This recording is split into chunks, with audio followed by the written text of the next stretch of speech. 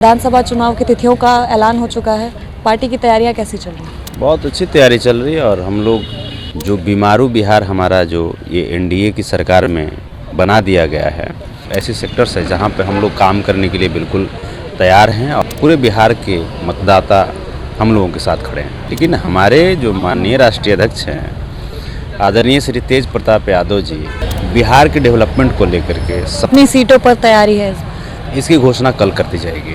नमस्कार, मैं अवंतिका और स्वागत है आपका देशवा न्यूज पर। आगामी विधानसभा चुनाव को लेकर के सारी पार्टियों ने अपनी तैयारियां लगभग पूरी कर ली है और लगातार सीट शेयरिंग का जो मामला है इस वक्त एनडीए और महागठबंधन की अटकलों के तौर पर नजर आ रहा है। फिलहाल इस वक्त हमारे साथ मौजूद है जनशक्ति जनता दल यानी तेज प्रताप के पार्टी के राष्ट्रीय प्रवक्ता संतोष रेणु यादव जी।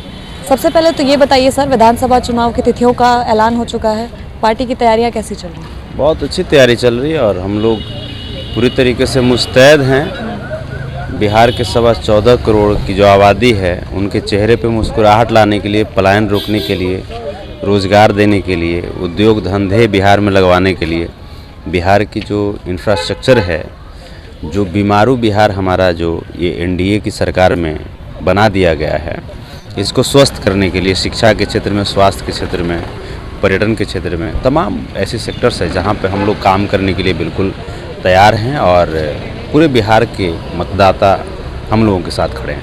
बिल्कुल आपके साथ खड़े हैं पूरे बिहार के मतदाता, लेकिन इस वक्त लेकिन हमारे जो माननीय राष्ट्रीय अध्यक्ष हैं आदरणीय श्री तेज प्रताप यादव जी ये सब वाद विवाद से हट करके, आरोप प्रत्यारोप से हट करके पूरी तरीके से सेंट्रलाइज्ड फोकस्ड हैं। वो बिहार के डेवलपमेंट को लेकर के, सामाजिक न्याय, सामाजिक हक और संपूर्ण बदलाव, संपूर्ण विकास को लेकर के हम लोग प्रतिबद्ध हैं। कितनी सीटों पर तैयारी है?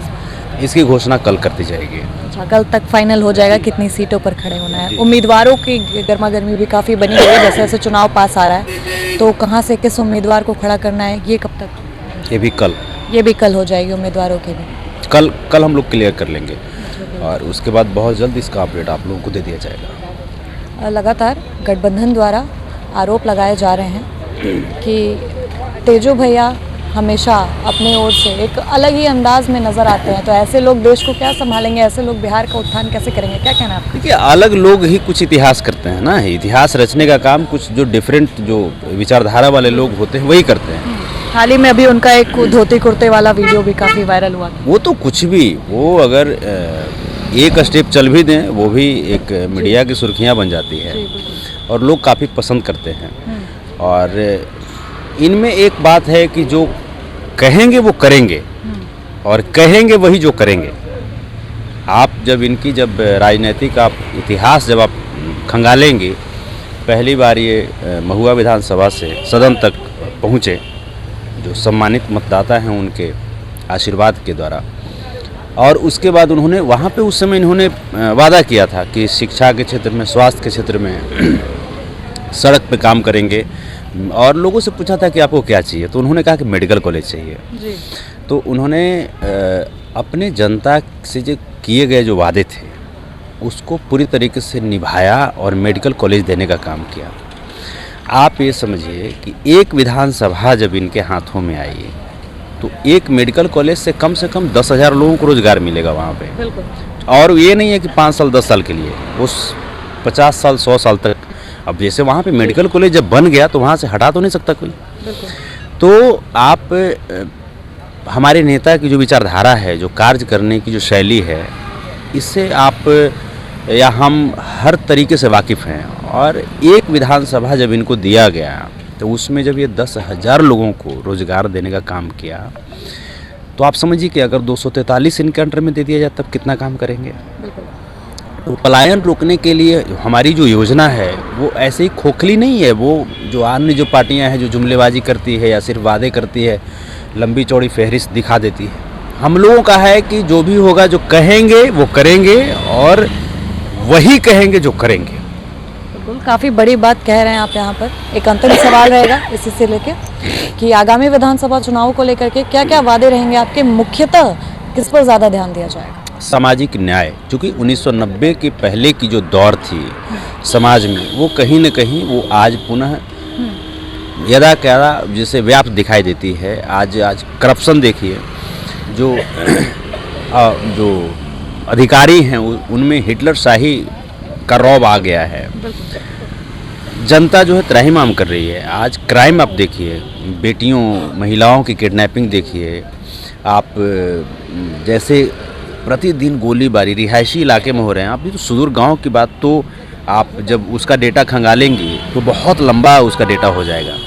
तो लोगों में ना एक डर का माहौल हो चुका है, अराजकता का माहौल है। जो डॉक्टर्स हैं, जो इंजीनियर्स हैं, जो बड़े बड़े इन्वेस्टर्स जो हैं, जो आकर के बिहार में उद्योग धंधे लगाना चाहते हैं, लेकिन सरकार जो है, जो एनडीए डबल इंजन की जो सरकार है, वो उनको प्रोटेक्ट नहीं कर पा रही है, प्रोटेक्शन नहीं दे पा रही है और आश्वस्त नहीं कर पा रही है। तो जब तक आपके पास इन्वेस्टर्स आएंगे नहीं, तब तक हम कैसे पलायन को रोक सकते हैं? तो हम सबसे पहले अराजकता का जो माहौल है, जो अपराधियों के चंगुल में बिहार सरकार बिहार को धकेल दी है, हम अपराधियों के चंगुल से बिहार को बाहर निकालेंगे। बिहार में सुशासन की जो रियली सुशासन, जो वास्तविक सुशासन होनी चाहिए, उसकी व्यवस्था करेंगे।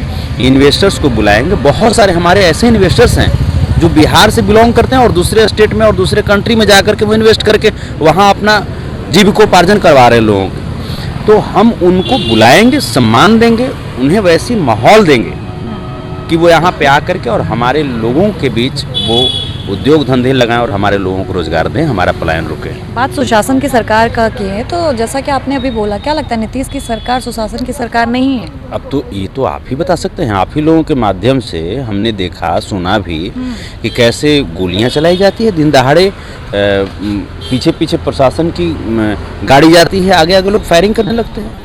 वो तो इससे पहले भी बताते थे कि लालू प्रसाद यादव के भी राज में होता था, गुंडा राज बताते हैं। आप ये बताइए ना कि पहले क्या होता था, क्या नहीं होता था। कुछ तो पहले जो भी हुई होगी, उसके बाद सत्ता चेंज हुआ। तो सत्ता जब बदली तो आपकी क्या रिस्पॉन्सिबिलिटीज थी? आप अपने रिस्पॉन्सिबिलिटीज पे कहाँ तक खरे उतरे? तो जनता की जो उम्मीदें जो थी, आपने पूरी तरीके से उन उम्मीदों पे पानी फेरने का काम किया। आप झूठे झूठे वादे, आप सृजन घोटाला, अभी ये 71,000 करोड़ का घोटाला, तमाम चीज़ें अभी चल रही है। तो वो जो तमाम जो खबरें हैं, जो लोग देख रहे हैं, उससे लोग वाकिफ़ हो गए हैं कि ये जो डबल इंजन की जो सरकार है, एनडीए की सरकार है, ये बिहार को सिर्फ और सिर्फ खोखला करने का काम किया। लेकिन डबल इंजन की सरकार में आज पटना में मेट्रो दौड़ रही है। कहाँ दौड़ रही है? कहाँ दौड़ रही मेट्रो? मेट्रो के नीचे का पुल धंस रहा है, पुल को यहाँ पे चूहे कुतर रहे हैं। ये भी तो है ना न्यूज। तो वो चूहे हैं कौन? वो कौन चूहे हैं जो पुल के नीचे घुस करके कुतर लेते हैं, उसका फंड खा जाते हैं और फंड खाने के बाद पेट सहलाते रहते हैं? वो कौन चूहे हैं? तो हमें सिर्फ बातें नहीं करनी, काम करनी है। क्योंकि जब बिहार के सम्मानित मतदाता जब वोट देने के लिए जाते हैं, जब ईवीएम का बटन दबाते हैं, तो बहुत सारी उम्मीदें होती हैं सरकार से, अपने जनप्रतिनिधियों से। तो हम अगर उन उम्मीदों पे अगर खरे नहीं उतरते हैं, तो फिर ऐसी निकम्मी एनडीए सरकार को सत्ता में बने रहने की कोई अधिकार नहीं है। माननीय नेता, राष्ट्रीय अध्यक्ष आपके तेज प्रताप यादव, जितना प्यार, जितना सम्मान उन्हें सोशल मीडिया पर मिल रहा है, क्या लगता है ये प्यार और सम्मान वोट में बदलेगा? उससे अधिक, क्योंकि बहुत सारे हमारे गाँव के जो भाई हैं, जो माताएँ हैं, जो बहनें हैं, जो बुजुर्ग हैं, वो सोशल मीडिया नहीं चलाते, लेकिन उनका आशीर्वाद तो नहीं मिलता है। तो सोशल मीडिया पे जो दिख रहा है वो तो एक टीजर है, वो ट्रेलर है। आप जब गांव में जाइएगा, आप जा करके देखिए ना, महुआ का जो इनका सभा होता है, बुजुर्ग जो महिलाएं हैं वो अपने आंचल इनके सर पे रख देती हैं आशीर्वाद के रूप में। जो बच्चे हैं वो एक उम्मीद लगाते हैं, क्योंकि इनमें है ये सादगी, और दूसरी चीज़ खरा खोटा इंसान है। ये नहीं है कि आपको हवाई जहाज से टाटा बाय बाय कर देंगे, वो नहीं है। आप राघोपुर में जब बाढ़ आई, वहाँ पे जब लोगों की जान मुश्किल में फंसी, वहाँ पे कौन नेता दिखाई दिया आपको? तेज प्रताप यादव जी। गंगा के बीच मझधार में जा करके इन्होंने सेवा करने का काम किया, इन्होंने रोटियां बांटी, इन्होंने खाना खिलाया लोगों का। तो आप देखिए कि जमीनिया जो आरा में है, वहाँ पे देखिए आज तो जमीनिया नक्शे से खत्म हो गई, लेकिन वहाँ पे कौन नेता पहुँचे? तेज प्रताप यादव जी। तो तेज प्रताप यादव जी ही एकमात्र विकल्प हैं। वही लोगों की दर्द को समझ सकते हैं, वही लोगों की भावनाओं का सम्मान कर सकते हैं। और इसीलिए चाहे युवा हों, महिलाएं हों, चाहे बुजुर्ग हों, चाहे बेटियां हों, हर वर्ग के लोग आज तेज प्रताप यादव जी ही का डिमांड कर रहे हैं। जनशक्ति, जनता दल और हमारा चुनाव चिन्ह देखिए कितना अच्छा है। हमारा चुनाव चिन्ह ब्लैक बोर्ड था। हमारा जो चुनाव चिन्ह है यही तो शिक्षा को आगे करेगा ना, लोगों को शिक्षित करेगा। जो विकास की जो मार्ग जो अवरुद्ध हुई है वो शिक्षा से ही वो मार्ग प्रशस्त होगा ना। तो हम लोग पूरी तरीके से ये ब्लैक बोर्ड छाप जो आया ये भी बिहार के नसीब में था। और सबको तो ब्लैक बोर्ड के सामने ही झुकना है ना, चाहे आप हों, हम हों, नरेंद्र मोदी जी हों, सीएम साहब हों, सब लोग तो इसी ब्लैक बोर्ड पे पढ़े होंगे ना।